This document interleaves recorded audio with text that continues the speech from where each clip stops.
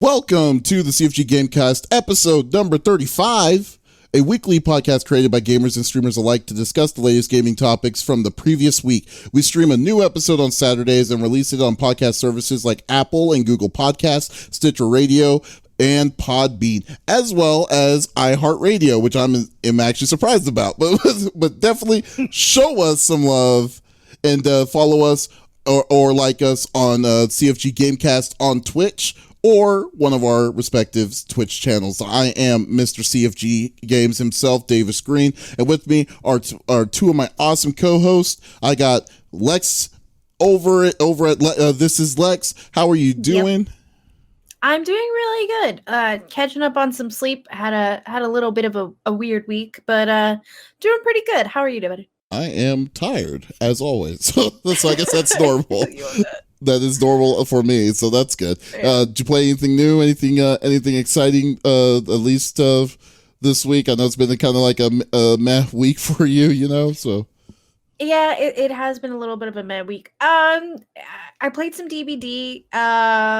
Faith Chapter 2. I'm almost done. We played a little bit of Monster Hunter. I played some Monster Hunter offline as like my zen. I was tired of crying, so I was like, "Oh, just get on some Monster Hunter. That won't make me sad." I was checking out some new games. Have you guys seen the new commercial for the new Doom Eternal? Oh, I did. Yes, yeah. I don't know if it's just the music, but it got me hyped. So I'm kind of curious about that. You know what's funny? We've actually got a chance to play some of Doom Eternal, and that game is going to be like right now, maybe because there's no games that are out, but I can easily see that game being a game of the year contention.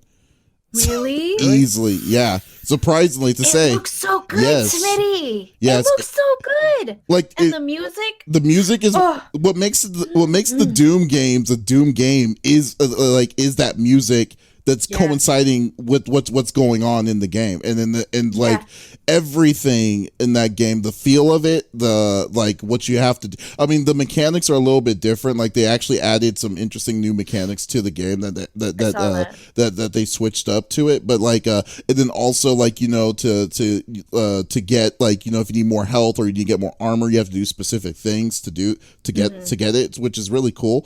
But man, the game for a first person game, I love that they only focus on the story. None of the multiplayer aspects of it. Not knocking the multiplayer for shoot 'em ups, but it is a really stacked game, and I would definitely suggest for people to pick up. For me though, that game always is kind of more like a single person because the story is what you play it for. Yeah. But if you watch at least the one that I saw, because I'm sure there's several commercials for it, but the character you see it from third person, he jumps off this ledge, it switches to front view, and the music is just blasted. metal girl heaven for me, okay? And he lands, and then his stance, and when he stands up, you're just like, what's happening? What is this? Hello? And then it's epic. I highly recommend if you guys are if you guys like music and games, check out the commercial for Doom. It's intense, and it got me hyped. When a good drum beat can make my heart pitter patter, ooh, I'm all in. So I heard that it was game over for me. I think I might be in love, CFG. Oh yeah, you definitely need to play that. Have you played the first one, the one that came out in 2016? I did. Okay, if you did like that, then you'll definitely love this. So definitely coming up. Is this going to be on PC though? Because I played it on console. It's going to be on PC. That's the only way I'll play that game is going to be on PC. I mean, there's Absolutely. no way I cannot say to get high frames on that game. So definitely. Oof. All right, and we got I'll stop talking. On the third seat. We got the 5-star general of the itty bitty Smitty committee. Yeah, I got Smitty on the third seat. How you doing, buddy? Yeah. Doing well, my friend. We streamed some Overwatch last night, actually, with This Is Lex and Indust New, and some other friends. Played a lot of comp. We slayed up and down. Yeah. I think we ended up maybe two. Yeah. Wait, At Two what? least when I was matches? That's playing. it? Wow. We Oh, only that was when lost. you were playing earlier. Yeah, we lost one That was comp off stream. when we were first playing, just the three of us, and then I came Right. back in for the 5-teamer, and we only lost one. That's right. That's Oh my right. Yeah. God. So that was Two pretty. Yeah, it was pretty productive. It for was like pretty 5 productive. hours of comp. Yeah, yeah, exactly. Like it usually doesn't go like that. And I'm super like I'm pretty particular when it comes to playing, especially competitive with other people. I don't typically play it on stream, but I was feeling froggy last night, so we went ahead and did it. It was a good time though. I mean, I was up till like a good like 5 o'clock. We ended up raiding Tashier. Oh, He cool. was up and he Yeah. was streaming. Yeah, so I was like, dude, I've never had an opportunity to raid him, so that was awesome. But yeah, it was good, man. And other than that, it's just been busy, been productive, but it's been pretty well.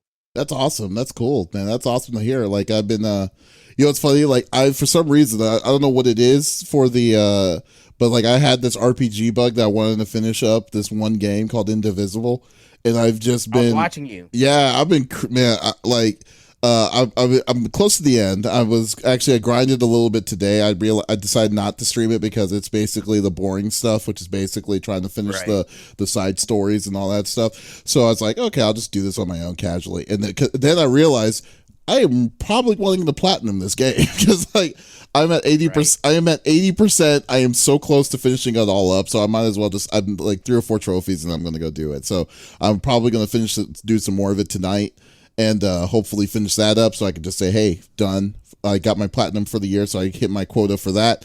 Yeah, and just been getting ready to setting up some stuff for Extra Life, and I'm actually going to be going to the Make-A-Wish offices in my state here next week, so to talk to some of the people over there. So that's going to be pretty cool myself. So looking forward to all that.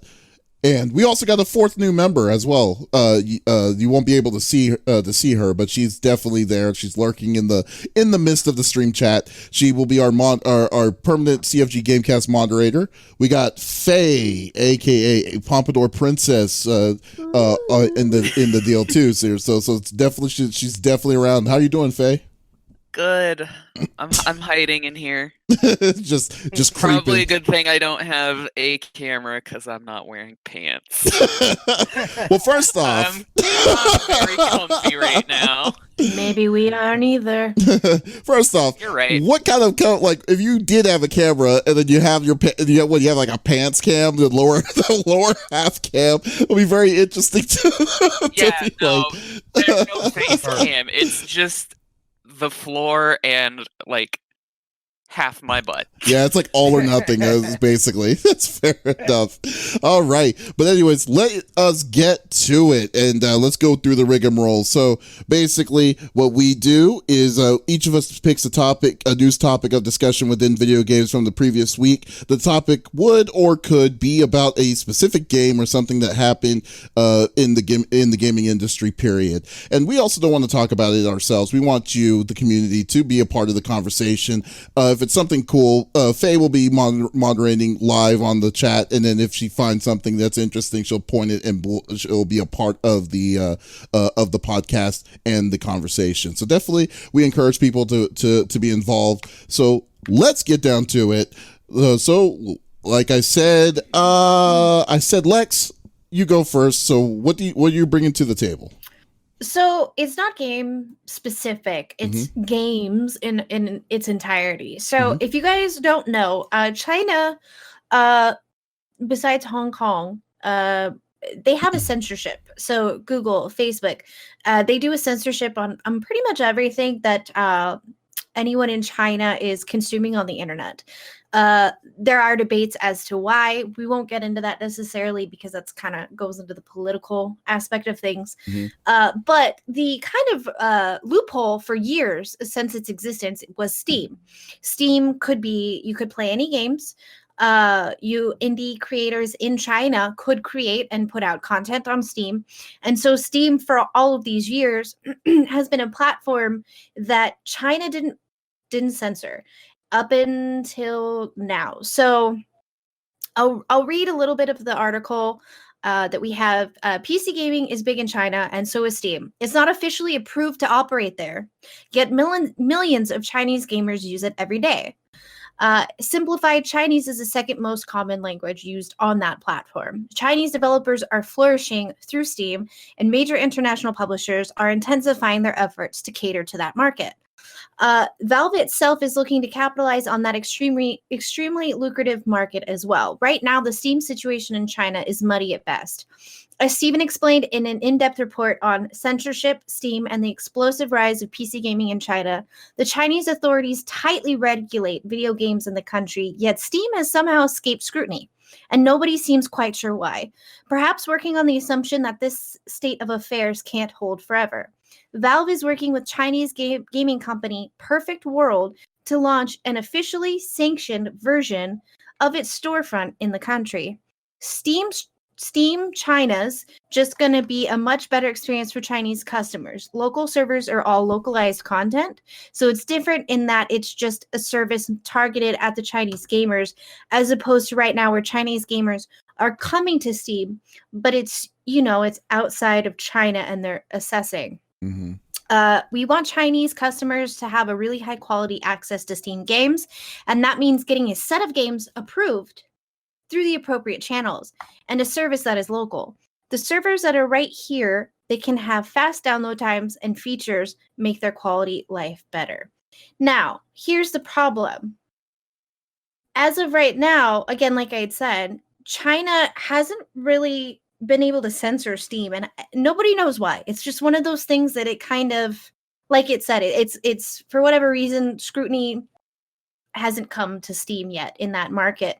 But now, I mean, I guess, who knows? Maybe one of the political powers that be realized, one of their kids was using Steam, and the games on there, like GTA 5, would definitely not be playable if the government got a hold and was able to censor. That would definitely be a game that would be out, right?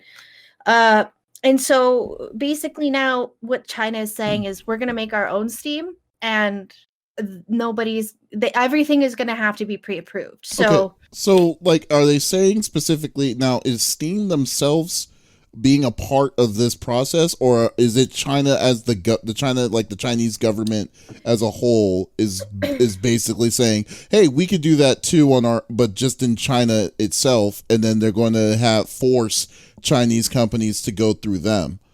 Correct. So it's going through a company called Perfect World. I'm gonna scroll through a little bit. I know. So Perfect World. Yeah, I've heard of Perfect World before. Yeah. So it's kind of hard to say. Despite the uncertainties, some failures, significant aspects of the storefront have apparently been nailed down.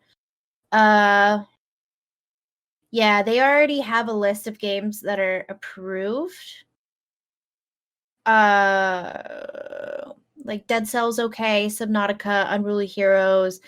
They have ones that are kind of pre-approved as of right now, but it's kind of up in the air. They're not necessarily saying like what's going to be available and what's not, and that's where people are kind of curious, because I don't even think, and unless I'm wrong, even with the VPN in China, you're still censored. I don't think they're able to change their location, if I'm not mistaken. I don't know how they would be able to enforce that, but if they do, I mean, that's really scary. But if they do, it's very yeah. But I mean, overall, like, I don't know how. Well, I mean, I guess I don't know how to feel about this because it's not affecting us directly. But I will say this though, I'm not really certain if now because there's a weird thing in my mind about this. How is Steam, like, if Steam is the one that's enforcing this on their own, like, I mean, like, what kind of, I'm just curious on what kind of pressure are they getting from the Chinese government, because this is something that's been going on for over 20 years, and then this has been the weird loophole that Steam has created for China, and then what kind of pressure is forcing them to kind of say, okay, we need to cater specifically for Chna. I don't think it's actually going to be Steam itself. They're just kind of calling it Steam China. Oh, okay. I don't think from what I'm reading, and I could be wrong, but it doesn't look like that actual Steam is involved. It looks like it's a third-party company. They're going to pre-approve games and content, and then they're going to have local servers. However, here's the thing. Indie developers in China are now going to be censored. So content creators for games, gaming companies out of China are now under scrutiny. And so a lot of these games that have been worked on for years that were set to come out may not, because now the censorship is coming into play. Do you know what I mean? Yeah. And I think that's where the issues are going to lie. Like, it's sad already that you're censoring what news comes to your country and all of that, political stuff aside. However, now you're censoring a big community in and of itself, right? You're censoring essentially all of gaming and what's coming to your country and what's going to be put out. So a lot of indie developers are scrambling and wondering, like, are we going to have to move completely to other countries and be able to, because now they can't release on Steam itself. Smitty, what were we going to say? I'm sorry. So, and maybe this is just me. I'm just trying to get a grasp of exactly what this is about. So you're saying that China basically has developed this platform that'll house games like Steam. It's basically Steam, but is not technically affiliated with Steam. Correct. But so how are they getting the games then? Like, wouldn't they have to license that then from developers and this and that to be able to run it off of their platform? Well, it's China. I mean, the long and short of it is, they would need to, but at the same time, like, for instance, Blizzard had China. it's China, because I mean, Blizzard is in close partnerships with the Chinese government that allows them to do what they're doing. But imagine if Blizzard didn't do that, then it would be simple. There won't be any Blizzard games. There won't be any Overwatch. There won't be any any of it because they won't give them access to those games at all whatsoever. So I guess the bigger part is that Blizzard is a huge company and they're able to have that kind of resource. But I guess the more fear is, like, since Steam is a melting pot of small developers, there's no way that they'll have that kind of level of resources to do what to get that kind of talks, and they'll be able to. They would have to be quote unquote Chinese approved to do that. So I don't know. That's kind of scary. That's very scary. It's really scary. Huge. So you're talking that'll have a huge impact on everybody, basically. Yeah, even if you're not in China, it's going to have a huge impact. And because they're on local servers, people that you may have been playing with for years, let's say you're playing on a World of Warcraft server and you have a friend in China who's been playing with you, they may not be able to play with you anymore because their servers are localized. If you think about it from that aspect. You can't even technically get out to the outside world. Yeah. You're just basically contained. That is the whole point of their censorship. I mean, last year in November, they put a curfew on games. China imposed a gaming curfew for minors last year in November. By 8 p.m. in the evening, between 2200 and 8, you're restricted to 90 minutes of gaming on weekdays. Wow. And 3 hours on weekends and holidays. Coming from the government. Yeah. Coming from the government. So, I mean, think about it. If they're able to impose that, if you were caught, you went to jail. So if let's say you were playing on your phone on the way to work, kids were picked up and thrown in, they got in trouble, literally got in trouble for gaming. Wow. And so if they're able to enforce that, think of all of the other things that they can do. I mean, again, their population, let alone, goes into the billions, I believe. So that it's huge that now we're losing. It sucks if you had friends in China that you were playing with, because now you may not be able to play with them. They may not be able to play the game at all, or now they're on their own servers and now you won't be able to communicate with them. Well, the devil's advocate in that is that I think when you're playing game in the bigger games, I don't think it's going to be effective. I don't think they're going to, because they're catering for the Chinese. Those games are catering for the Chinese community, and they are usually approved through the Chinese government with whatever their ways of doing it. With EA and EA, Blizzard and stuff. I think at a lower level, they weren't prior. Yeah. Well, Yeah, but but they're not depending on Steam as their source to get it to get the No games into the longer. thing. Yeah, they Right. have it on consoles. They can get through they get it through these things, and they have the service to build it to back it up. Right. But So better speed and all of that for them, definitely. But the biggest thing is, it's like, and they also, like I said, they have a understanding with the Chinese government themselves directly, like, or 90% of the times, Tencent has has a hold on it somewhere. Like, if they wanted to play Madden in Japan and China, I'm pretty sure they can. But if you're going to go play games like you said, a PC game that's specifically for a smaller developer, this is going to hurt the small guy overall. That's why I think it's going to be. I think the biggest problem is that it's going to be the level of, like you said, it's going to hurt developers that are actually in China to say to give out to the community, or more like have that mentality of like saying, what's the point of even releasing it if I know that no one's going to be will be playing it. So I mean, I think that's the biggest fear that I would get from this kind of crazy change that's going on. And man, and it's not even that, like, your fear of no one getting to be able to play it because it's centered in China, but because you're in China, you can't release it to Steam for the rest of the world to play it. So it's not even the fear of, okay, well, maybe people in my own country can't play it, but now I can't release it to anyone else because it's been censored. But how are they not able to release it? I mean, like, are they banning those people to release it to Steam? Even though, if Steam theoretically isn't coming in China, but but what if that's would that stop them to release it on Steam anyways for people outside of China to play the game though? Like, unless they directly say so. Are they directly saying that they can't, that they have to use that service? Or here's the thing. So as of right now, Steam has not been censored, right? So you can access Steam in any country, including China. So now they're going to take Steam out of the equation completely, and they're building their own. So no one will be able to access Steam in China, is basically what the articles are saying. So if you're an indie creator that's in China, you don't have access to Steam any longer. Okay, yeah, but okay, I see what you're saying on that, but I'm sure there has to be a way to for contact with Steam. I mean, I guess we don't know. We don't know, but I mean, it seems very. Well, is there anything, like, has anybody come out with a statement about this that's in China? Like, any developers or anything like that? What are they saying? So I mean, as far as the BBC and PC Gamer, they wrote this article in August of last year. So this now, though, is becoming more of a big deal because it's coming into effect now. And so it's is almost entirely independent of Steam. So as of right now, I think you can access a little bit. But it's not gonna, like, they're taking Steam out of the equation entirely.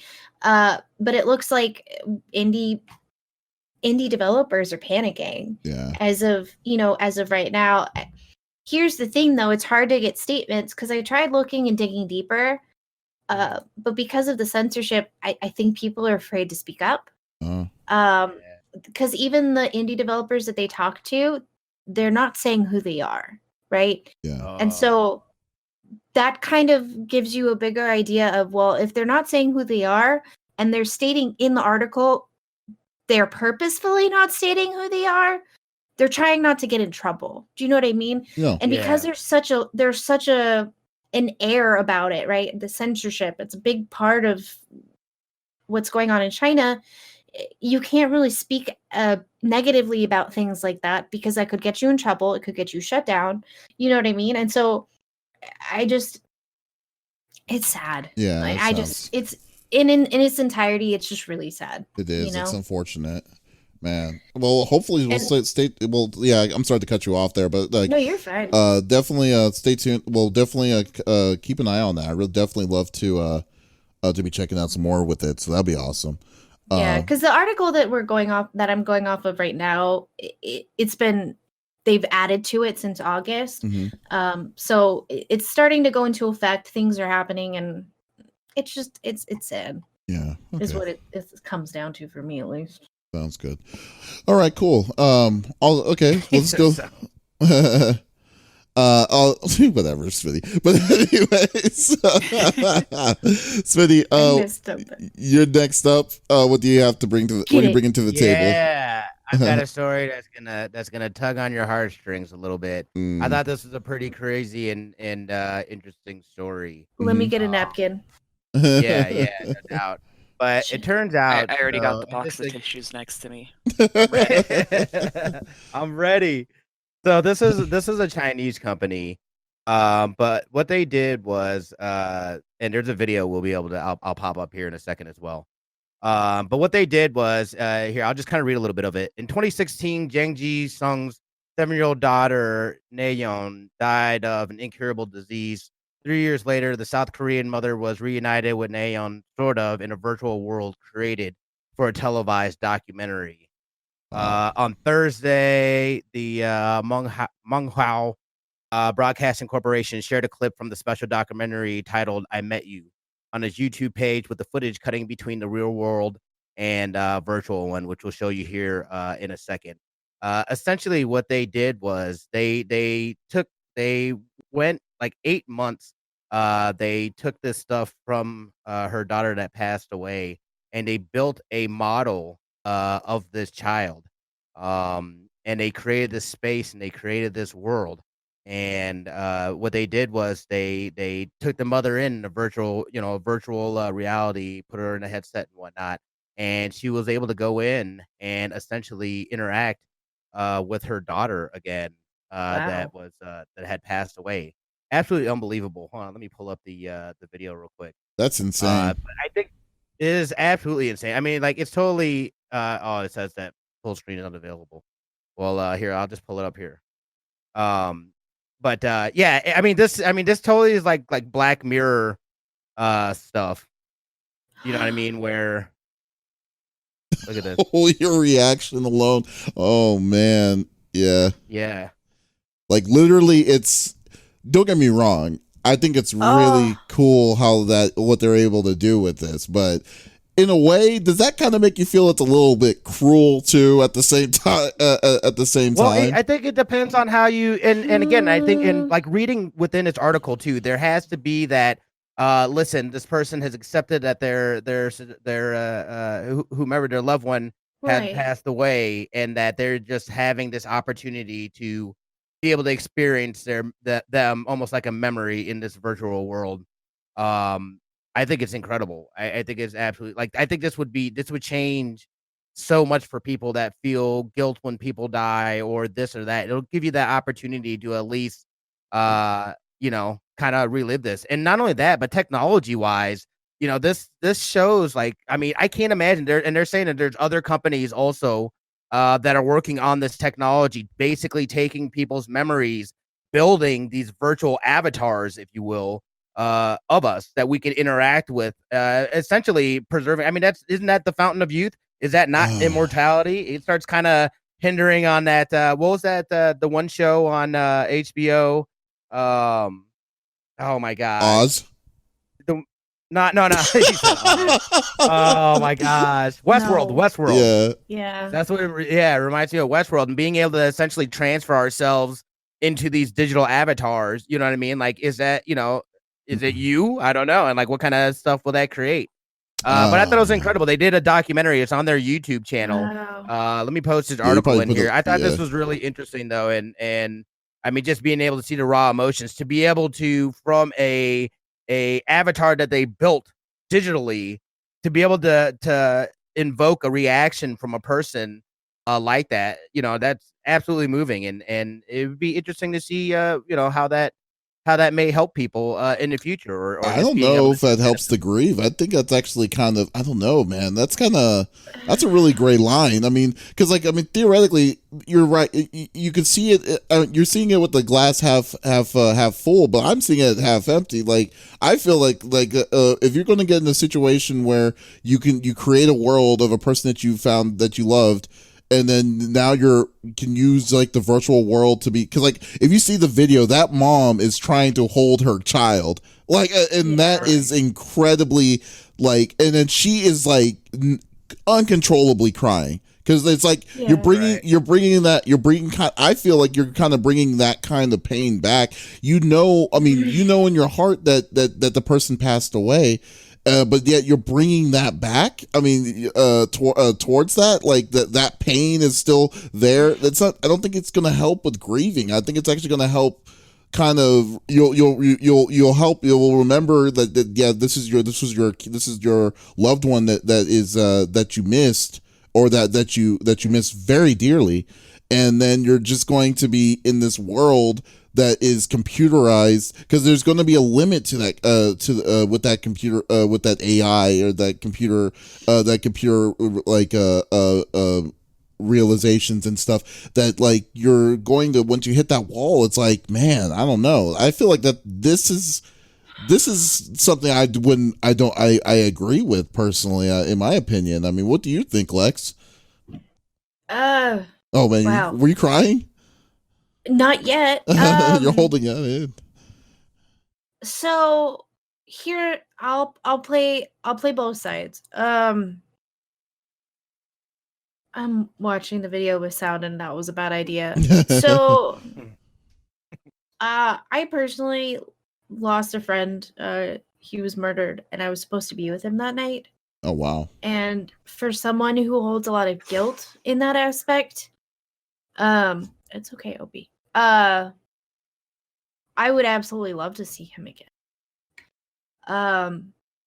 Wow. Yeah. No, I think, like, for some people that could definitely, like, rip a hole in them. You know what I mean? Like, if it's been years and they've moved on from that, and they've had the grieving process, that could maybe mess them up. Absolutely. And through a lot of people go through therapy once they lose a loved one, and that's absolutely normal. Everyone should go through therapy. I don't care if you've been through absolutely nothing, your life's been boring. Everyone needs therapy. But I think for some people, this could absolutely undo everything that they may have, for their grieving process. They would have to start over. I don't know. For me, though, watching this, I would absolutely love to say goodbye to Mike. And if this was the way that I could do it, I would do it, Mm-hmm. So I see it, but God, that's heartbreaking shit. Yeah, no, I think it's amazing. I mean, I definitely feel that it could offer closure to a lot of people, for sure. Yeah. But at the same time, like, again, it could get very Black Mirror-ish, and yeah, like, I could see both parts where it could just, like, rip that hole back open, or it can, like, really help people as well. It's a fine gray line. That's what I think it's where it's at. It's like, it's a very big balancing act, like where it's, I think, I mean, I think you're right, Smitty. I think you're definitely right that it's cool for the technology to do this, and I think it would give closure, but I think it's gonna be a select few. Because I think it's like, I think if a person that has that mentality, that it could be also very, very harmful for a person to kind of be like seeing this, like, you have access to this, and like you're wanting to see a person, you want to see that person because you miss them so much that you can go to this world all the time and do that. I mean, a person could get hooked on that. They could be obsessive about that. Yeah, obsessive about that really This is where I see my child or my friend and forget the outside world. Yeah. Now I can be with them. Even if it's not them, it's them. You know? Exactly. It's just like, I get it. Like, I think the worst case scenario is what this woman is feeling right now. It's like the last thing that you're wanting to do is bury your own child. And then she, I mean, even though this, like, her child died 2 years ago, a couple of years ago, that feels like that raw emotion that you're seeing right there in that video is feeling like that just happened like a month ago. Is where I think it's going to be kind of like, that's where I'm seeing where that gray line is. It's like, I don't know if it's going to be really, if it's really going to help. It's like, like now you're just going to remember the pain, like you'll remember that pain as opposed to remembering the memory of the time that you did have with that loved one or something like that. Because like I don't know, like if I had the choice, I can't feel it right now. Like my dad did pass away like a long time ago, and then if the technology happened, I don't know if I would want to do that, because I would love to hear my dad's voice. I would love to see to see all that kind of stuff like that again. And it's just like, but at the same time, it's like, do I want to really do that? I mean, Yeah. I think it really depends on the person. You know what I mean? Like, I think you can go either way on this, where it could be something that could be a negative for a person. And I could see how it'd be a positive for a person just wanting to just have that one last, goodbye. I think it really just depends on. I'm one of those people that'll say, hey, do what's right for you. So yeah, I think it can go either way, but I could see it, and just from a technology standpoint too. I think it's incredible. You know what I mean? What they're able to accomplish here. Not only that, but then you also had them make a documentary on this, so they're able to share this journey and share this story with other people to get people thinking and saying, "Hey, man, the technology's out here and it exists, and we're doing things." So it's always nice to see steps like this for me. But yeah, I agree. I don't think it's for everybody either.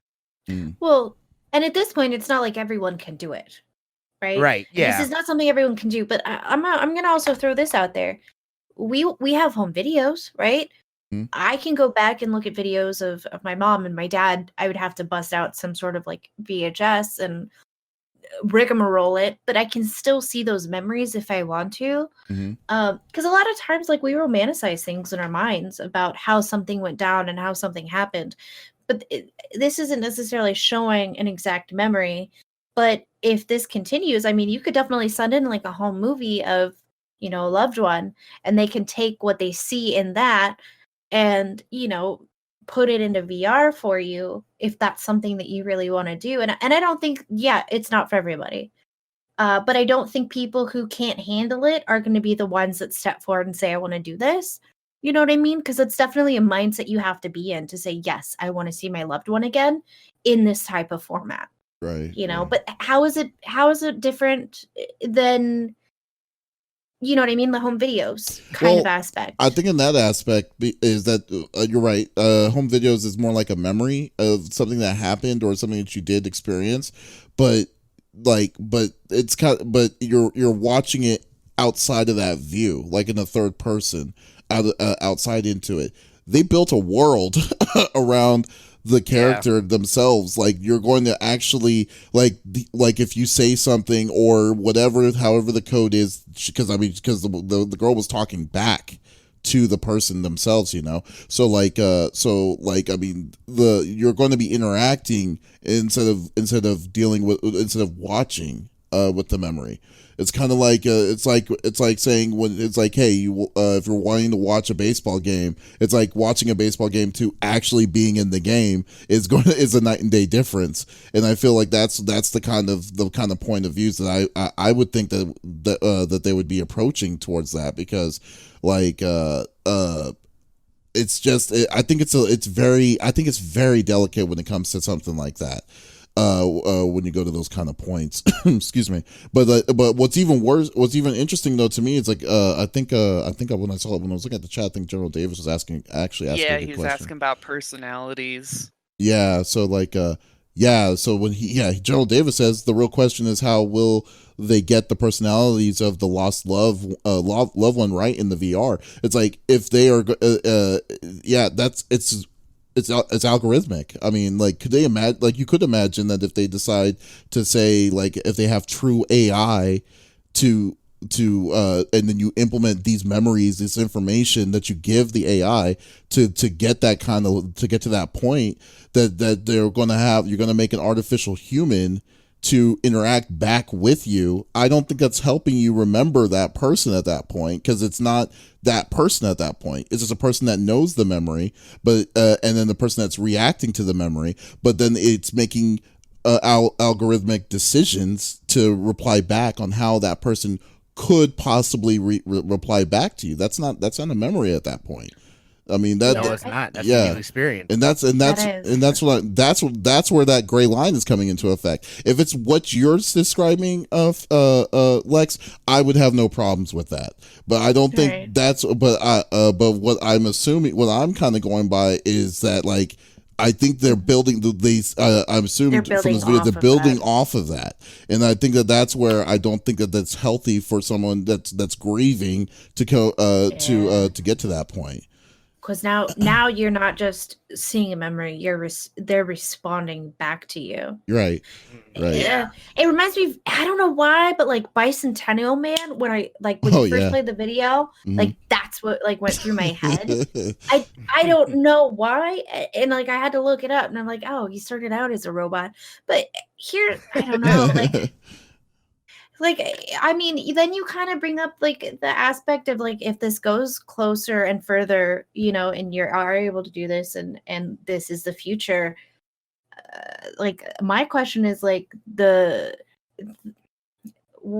soul part of people comes into effect. You know what I mean? And well, in the future, can we transfer souls and then become, you know, just computer generated little AIs that are walking around as holograms?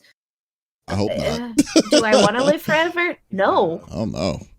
You If know, I did, I would love people just to see me like this and my semi-healthy state. You know what I mean? Like, as someone who knows, like, my brain condition can absolutely end my life, you know, 40 years before it's supposed to. Like, I don't know if I want Adam to then talk to me in a VR form. Do you know what I mean? yeah, Right. no. I want him Right. to move on with his life and find love and happiness and, you know, do all of that. And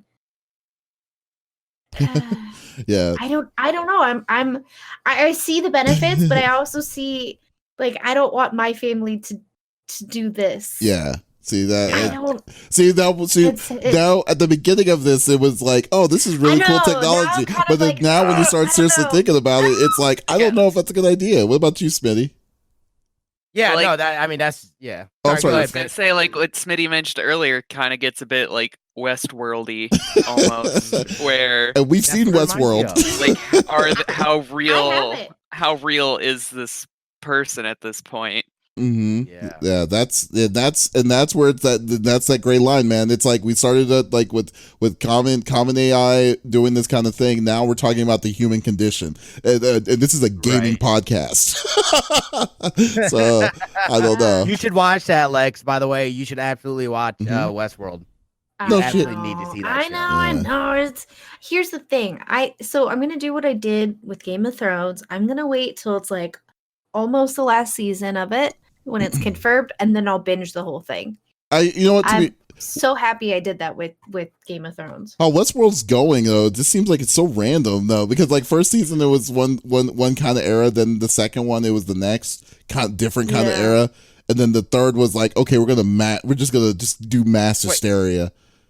Like, Hmm. Third is not out yet, though, right? well, I don't know. yeah, the third one isn't I don't out think yet. so. No, it's not out yet. But No, I'm sorry. The third's not out yet. But it's like, okay, so here's cowboys in the first one. Then the second one is like, okay, we're gonna add samurais into it. It's like okay, and then you're switching No, over. but it does Yeah. make sense though. I don't want to spoil it for Lex, but we can have a conversation Oh, for well, days on that show. We can have a conversation for days. But man, Smitty, that was a good topic. I like that topic too. So that was Yeah. awesome. Yeah.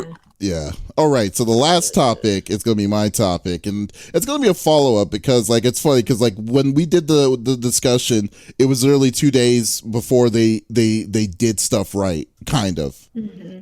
And I don't like leaving open ended stuff. So I'm going to follow Yeah. back. My last week's topic was about the Warcraft 3 Reforged a fiasco that happened when it was released and the issues that was happening to it. So a quick recap: Warcraft 3 Reforged came out. People were upset because the things that they gave that they promised back in 2018 with their cinematics and stuff to what they gave us in the Reforged is like terrible comparatively. They just did a reskin of the original game to make it look a little bit better, and that's basically it. They didn't really change a lot of things. Oh yeah, and they also did some changes on like custom maps and stuff like that. Oh, excuse me. So like literally on Monday, like the beginning of this previous week, they responded back on those Reforged complaints. They allowed refunds, which really pisses me off. They say that they are allowing you, they're allowing the consumer to get their money back on something that they didn't promise. It really kind of grinds my gears with that one. They said they came back with it. So this is a thing I got from an article from GameSpot from the beginning from that week. So I'll just do a small quick chapter update on this. But he says after the wave of criticism that was directed towards Activision Blizzard for its handling of Warcraft 3 Reforged, the company issued an apology for the problems that were outlined by a couple of patches. The Warcraft community manager, Randy Kyvax Jordan, took to the company's forums to discuss Blizzard's plans for Reforged, for Reforged, which is the remake of it, specifying that the team is fully committed, quote unquote, fully committed to supporting the game and the Warcraft community for a long time to come. This includes preparing a patch schedule to go live later this week that will address mismatched colors, shading modules, portrait animations, audio bugs, whatever. So the rigmarole. So the one thing that I was more about was his other statement, which was, we did not want the in-game was the cutscenes, which was incredibly misleading in the first place. Incredibly misleading. He said that we did not want the in-game cutscenes to steer too far from the original game. We went a little deeper into the thought process behind that at the show, but the main takeaway is that the campaign tells one of the classic stories in Warcraft history, and we want to preserve the true spirit of Warcraft 3 and allow players to relive these unforgettable moments as they were originally. I say you go F yourselves, Blizzard. Because, like, in my opinion, because, like, when you're going to say, because, like, when you say something like that, you're going to backtrack to that, then why did you spend your time to make a video to make it look like, wow, this is a game that came out back in 2000, and then you're going to do a video, and then you're going to update the cutscenes. You're not changing the cutscenes, like the video or what was happening about it, but you're visualizing it. That's like if they're saying, with Squaresoft saying for Final Fantasy VII to do what they're showing right now of the remake, and then they're just going to give you the original game because they don't want you they want to go to preserve the true spirit of that game. It's like, what are you doing? Like seriously, what are you seriously doing at that point? Like, y'all are so innovative when it comes to cutscenes to portray your stories, and yet you're coming back giving us this PR BS, saying that, like, oh no, we don't want it to take it away from the game. It's like, how is that going to take away from the game? Please tell me how that's going to take away from the game, because, like, I don't understand what exactly is going to take away from it. I don't yes either. Yeah, exactly. Like, so what you're saying is that you're wanting the original experience, so you're wanting to resell the game at a full value price at $30 to $40 to just say they were playing the same game. I mean, that's essentially what I'm getting at. Well, they just reskinned the characters. I don't mind that as much because it's an RTS, and right, like 9 times out of 10 you're not going to be going sprite by sprite. But the fact that you sold the game because you said you were adding, because your original sell on BlizzCon 2018 was that y'all were going to be adding some new small features to keep the game updated, and those cutscenes was a big part of it. Like, I mean, like, I don't understand, like, how you could just backtrack and just say, oh, we thought about our thought processes behind that. You could just say it was too hard. I mean, if that was it, to just say it was too hard. But you could have said throughout that process, because people were waiting 2 years for this game. Yeah. 2 years for this game to say to play this game. Maybe people weren't as hyped as they should, as they were planning on wanting to be, but people were waiting for this because you were advertising that specific aspect. I mean, that's just am I finding that crazy or am I the one that's thinking outside that box? Anyone? No. Super deceptive is what it is. Super deceptive. Their fans absolutely have a right to be outraged about this. Not only that, but think about this. Their initial response was no refunds.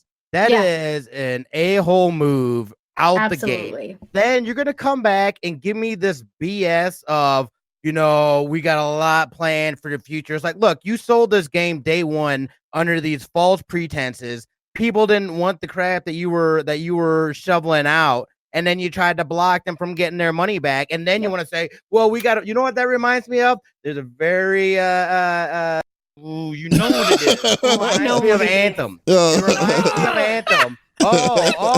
Hey, get him we got this game. Don't get him started. Every time I'm in anywhere with you about Anthem. I'm sorry. This is what it reminds me of. And not only that, like, just the fact that it's so weak, dude. It's like people spend their hard-earned money for a game that they have an expectation of, or like, hey, you told me that this is what it's gonna be, and now you're telling me, oh, it's not quite like that. We're gonna work our way up to that. It's like that's you sold me on a false pretense. Then at that point, I should have the right to be able to say, you know what, I want my money back. I don't want this. But then to go and say, hey, you can't have your money back.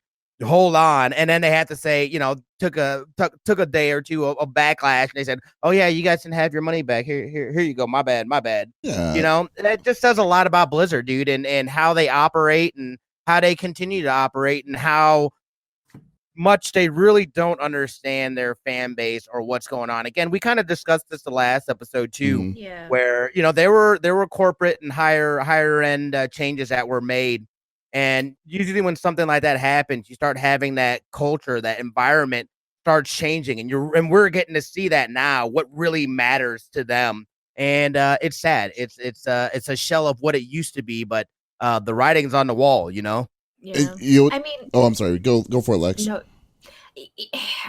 So I agree with Smitty. Like, when corporations get larger and larger, I feel like they lose more of that in touch with the fan base that they originally had, and that's deemed to happen. But then you can't just turn around and say, oh, no, this is what I'm giving you, and you better like it, and tough titty little kitty. You just can't do that, especially when you've promised. And this isn't a game that I played, but I can tell you, if they redid Diablo, and they were telling us that there was new storylines and that they redid it and everything's going to be fantastic, and here's what I'm selling you, I'd be super stoked. And then to get the game and it's the same thing, just prettier, like they put like a varnish on it. No, new textures. You can't do that. That's ridiculous, and it frustrates me. And I'm a huge Overwatch fan, and I love Overwatch. And like last week, like you and I both, our subjects were Blizzard, with like the hero bands, and which now is a hero pool for anyone that was curious. That thing is still up in the air. We'll find out in March, I guess. But that's infuriating. Like, that sucks, man. You know what? Like, okay, so like my biggest issue is that if you wanted to re-release Warcraft 3, you could have re-released Warcraft 3. I don't mind this stuff. Besides the practices that they did with the refunds and stuff, I don't understand how anyone could get away with that nonsense for that within that week. What's funny though, and side note, the funniest thing is that when I think about it, Nintendo's the only one that's got that gets away. Like, you can't ask for a refund for eShop. So so that's really? They have given refunds out in the past though for certain things. But it's not like it's not like common knowledge. Like, you can't right. Like, you have to go through some hoops to get to that. So but still, like that whole process. Okay, whatever. That we already know that I'm condemning you on that one, on that Blizzard on that one already. But the fact that one of the pillars of this remake was you were introducing you're introducing new like looks and aspects of the original story. You're not changing the story. You're just changing the look of the kind of thing, like, of the experience. That's it. And you're saying then you don't say a word during y'all's development process of this, but we're just expecting people were just going to go buy this. It's like I just feel that you're insulting the intelligence of the people that are of your community. And I think that's my biggest issue with this. And then when you come back, let alone you're the community manager that gives us this kind of like lacks community the statements of like, oh well, like we're dedicated for the to keep patching this game for like to change to fix the mismatched colors and shading modules and portraits. That's the least that you're supposed to do. You're like, you don't need to tell us that. That should have been done before we even released. Yeah, and that's fine. You know what? And then and bugs happen. I'm totally fine with you fixing it. That we know that because we're expecting that for you, because that is a Blizzard quality. Is y'all's quality of service for these games. Right. But so I don't care about that.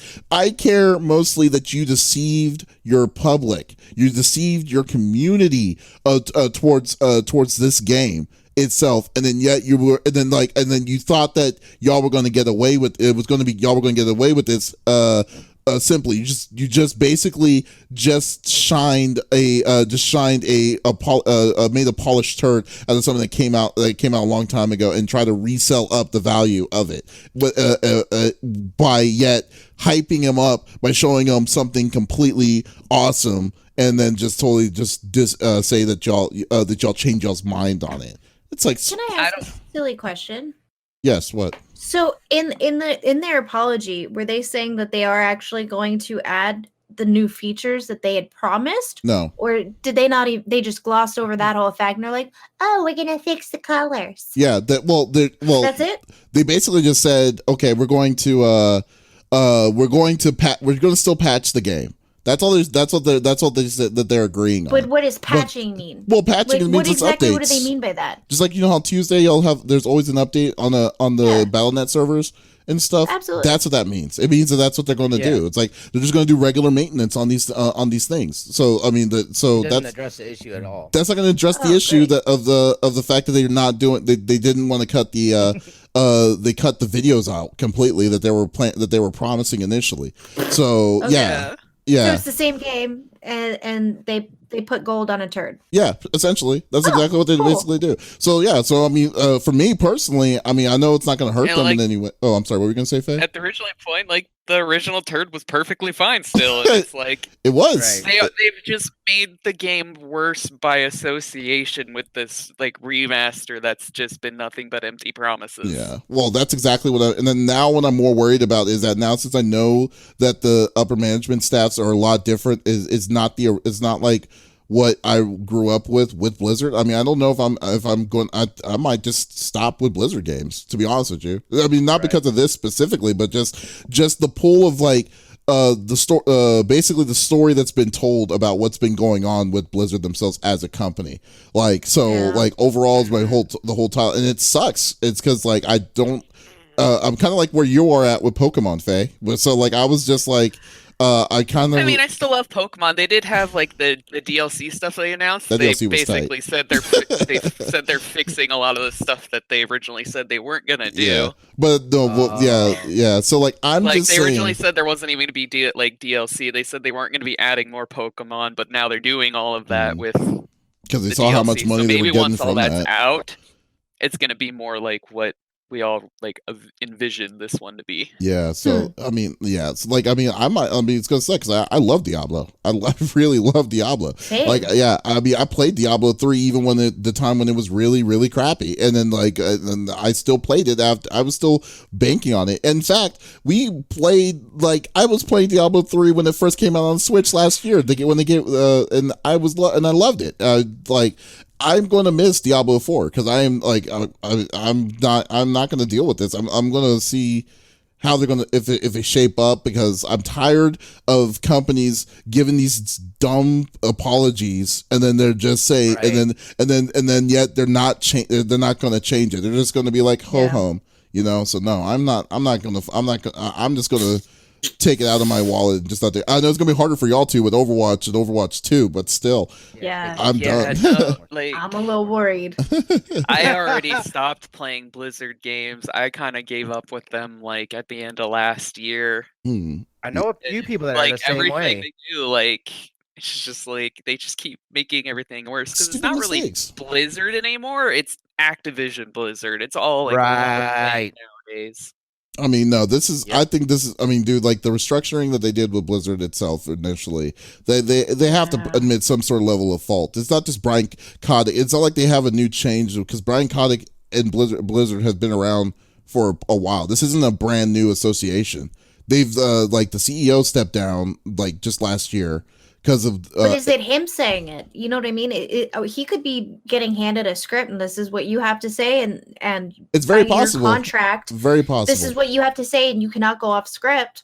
You know what I mean? That's true, but there's so many people that left for these reasons. That's what that's a red flag in itself. Like maybe maybe it's the upper management that they decided, upper management beyond that owns Blizzard, saying we're wanting to go this direction, and then people are saying heck no, and then they're saying no. But I doubt that because usually when they do that kind of thing, you don't want to mess around with Magic like that kind of level of deal. I mean, I think legitimately that some of the stuff is blamed on Blizzard themselves, just like how some of the stuff on certain companies, like let's say like how with like BioWare with their bad decision making with Anthem and Mass Effect, and the newest Mass Effect that came out, Andromeda and all that stuff. So like they have to have some sort of level of accountability. So so I don't know. I just think that like where it's at now, I'm not saying I'm never going to come back to it, because I mean, hey, they may change, but they have to prove. Now they're at a level where they have to prove it to me. I can't just say day one got to buy this Blizzard game. Not anymore. Not anymore. Not until they show me some real change that's going to happen, because that's BS. I mean, and I don't know that you're going to see it. I don't know that you're gonna see it. It's gonna be a while beforehand. They're kind of turning into I hate seeing like that. I hate seeing stuff like that where they have to give out that fake apology. You're just gonna throw out this crap game or this crap thing, and then you're gonna be snarky about people being upset about it. It's like, you know what? All right. I'll take my money somewhere else. Dude, the refund, man. Is this the thing that got me? Is the refund? Like, I was like, are you serious? That's the craziest thing about it, dude. It's like, how dare you say I can't have my money back because you did not provide a product that I wanted? Like, get out of my face with that, dude. That's insane to me. Crazy. I feel like that would have almost ended up in like some kind of lawsuit if they didn't. Yeah. Oh, it would. Immediately you like that. You promised something and you didn't give it. The end. My money comes back to me. That's how that works. It's like, come on. Like, are y'all just like, I mean, I don't know what y'all did in the 7 days. Like, okay, we can give them the money back now. It's like, what are you trying to do? Like what is that? They probably realized, or they talked to their lawyers or something. They said, I like it.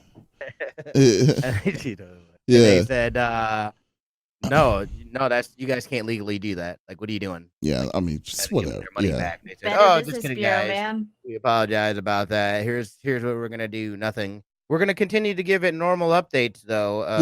We're gonna do what we're paid to be do. Yeah, to do. Hey, I remembered what it is now. That Nintendo did offer a refund on, and is relevant. It was Overwatch. Oh, are you serious? Was it really?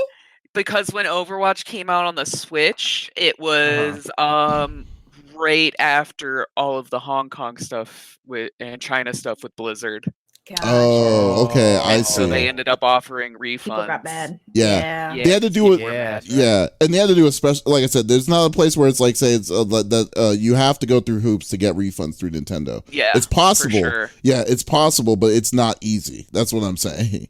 Like, not like right. So I would say special circumstances. Right, exactly. So, all right. So that was a good man. We were pretty deep this time. It was rage, and it was sadness, and it was like we had all different ranges this podcast episode. That was pretty good. Yeah. That's freaking crazy. So no, that's great. Yeah. But anyways, let's wrap this up. Lex, sounds good. What do you have? What do you have this week? What are you planning on doing this week? Oh, I was going to say, I do have a small thing. General Davis did have to leave because Twitch was buffering too much, but he was just asking if because we'd ended up not talking about it, about the coronavirus and slowing production. Yeah, I saw that. Systems in Japan. Oh, yeah, I did see that. And like to be honest, like this is the problem I have. And this is like, I got that because like, we don't know because we don't have like coronavirus is something that's happening like within the last 2 weeks. to say that it's something that it's actually doing, it's like it's because this is like an opinionated piece, like well, I know so I'm not really sure. Nintendo did announce that they did make like some kind of little announcement that they like we're sorry that some productions have been moved back and all this stuff because of this.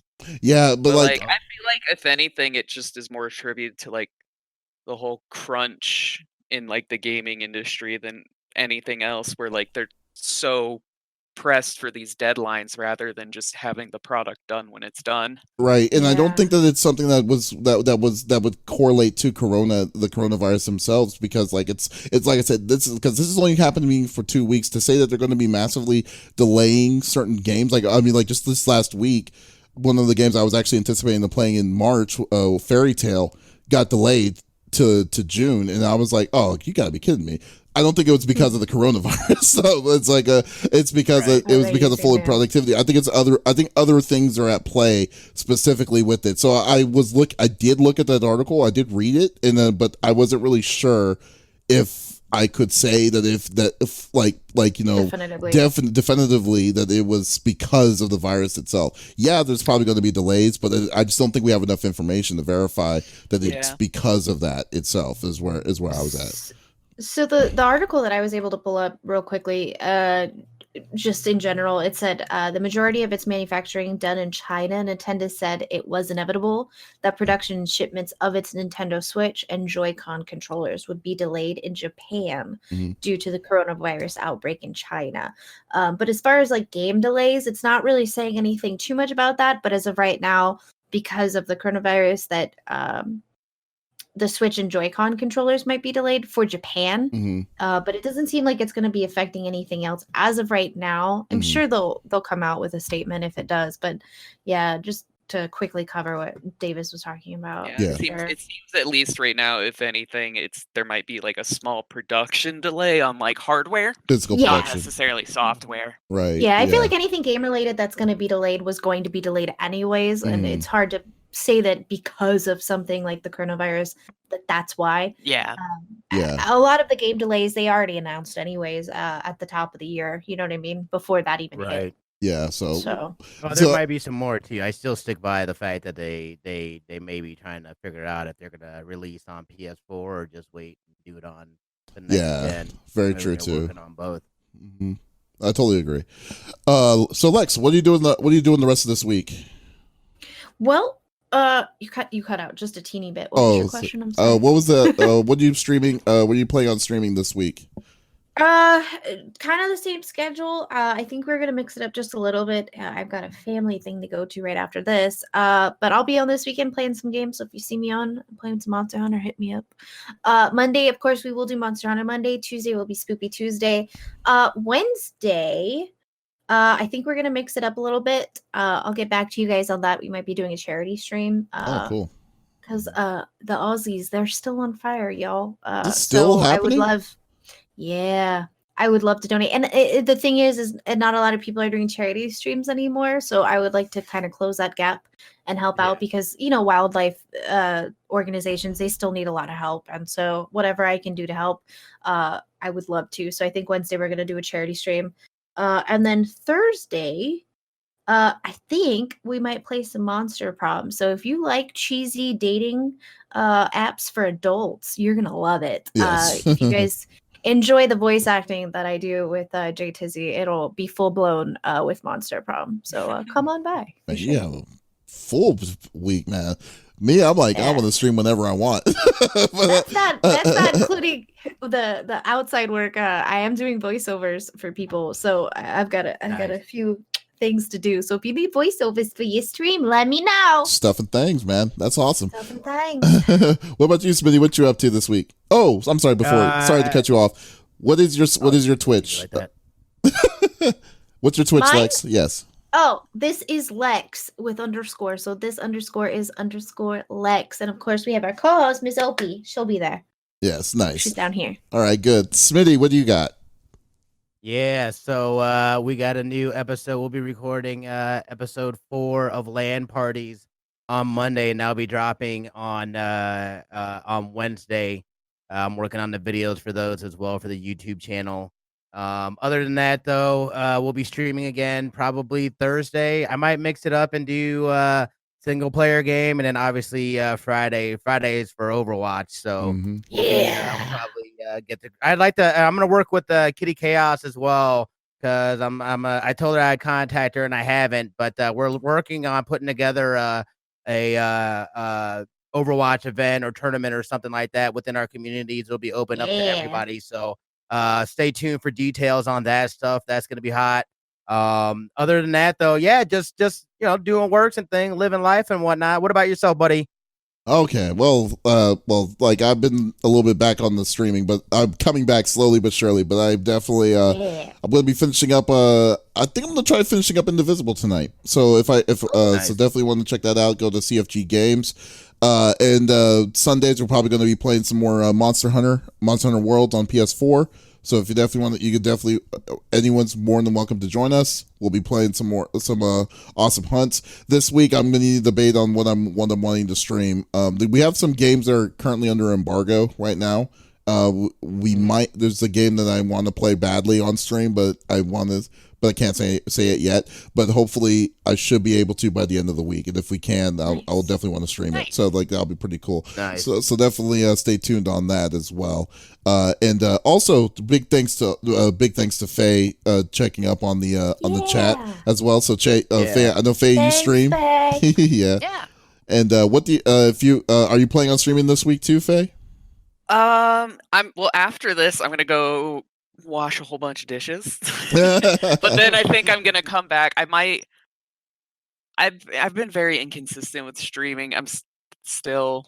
Yeah. January was a weird month for me, so I'm hoping now that that's done. Like I was like, I'm gonna start streaming more regularly this year. Mm-hmm. Well, I mean, whenever January was the time. But anyway, I was playing Binding of Isaac when I was streaming, trying to like platinum the game, basically get all the achievements. You want to kill yourself? That's what you're wanting to do.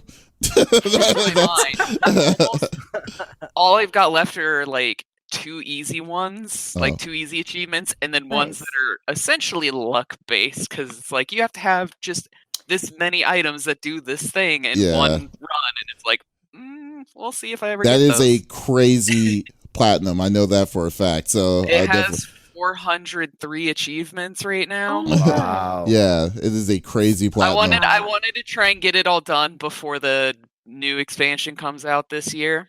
Oh my god, But then otherwise I'm thinking like taking a break from like roguelike games and maybe playing some like single player like story games that I just have not been touching. You know what we need to play, Faye? And that's what I wanted to play, because I knew that one time that you played with Flex on this, but Divinity. Yeah, I want to play some Divinity Original Sin. That was I've a been great thinking about doing like a solo run with just like the story characters.